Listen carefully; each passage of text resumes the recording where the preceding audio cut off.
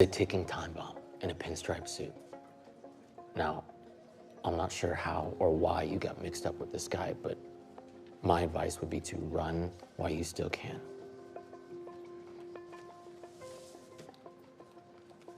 That's what I'm trying to do. I want Gary out of my life forever.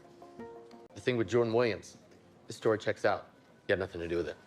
Okay, folks, well, despite me saying that they didn't need to release a sneak peek clip tonight, they actually did.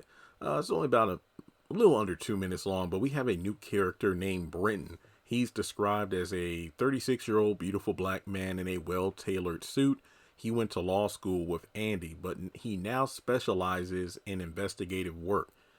Andi hired him in order to dig up dirt on Gary, which he has, but he goes into detail talking about how he had to talk with the DOJ, which, if I'm not mistaken, is the Department of Justice, and delivers the dirty goods in person, together with a hint that he and Andi have some unfinished romantic business. And the sneak peek clip, I really didn't get that vibe. It was more, well, I mean, I guess you could argue it was like, hey, we haven't really touched base since, law school, and, we should catch up or something. I don't know, but I didn't really get those vibes. Kind of, sort of. Maybe more so from him than Andi, but whatever. But more to the point, there are two big takeaways from this clip.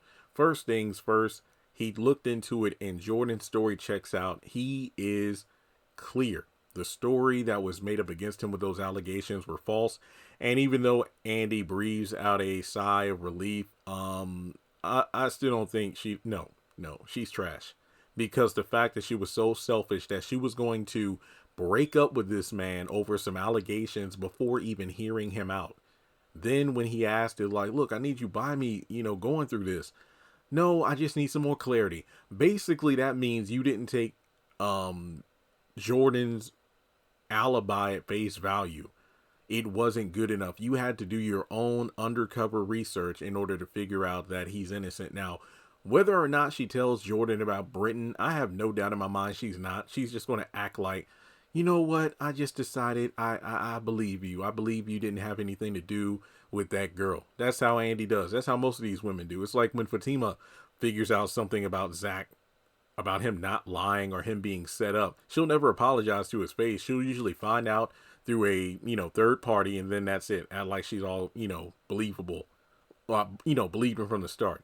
Now, more to the point, it's obvious Brenton knows that Gary is in some dark stuff. It's like, look, it's one thing what I found out about your boy, but another with how deep I had to dig in order to find it, meaning that whatever he found, it must have been quite the job trying to unearth because of how far he had to go to get it. But Gary must be in some deep doo-doo if, he had to go through so much trouble to get it. And whatever this stuff is, it must be what Andi throws in Gary's face in the promo talking about, oh, I wonder if the FBI will be interested in learning X, Y, and Z if you don't leave us alone. So, Brenton says, look, you gotta run away from this dude. Don't get involved with him. And it's like, yeah, it's way too late for that. But people have been trying to tell you that since season 1, Andi. Season 1. Even before all this stuff came to light. But you never listen. And I wonder how all this is going to lead into her and Gary going down the aisle at some point this season. Weird stuff. All right, well, that's all I have for this particular episode. Thanks so much for tuning in. The episode comes on in like 40 minutes, so I better get this up on the channel ASAP. And as always, make sure you follow me on Twitter. Links are in the description to my social media. I will be live tweeting tonight. And of course, after the episode, give me about 10 minutes or so. I'll hop on YouTube to do a live stream, and we'll go from there.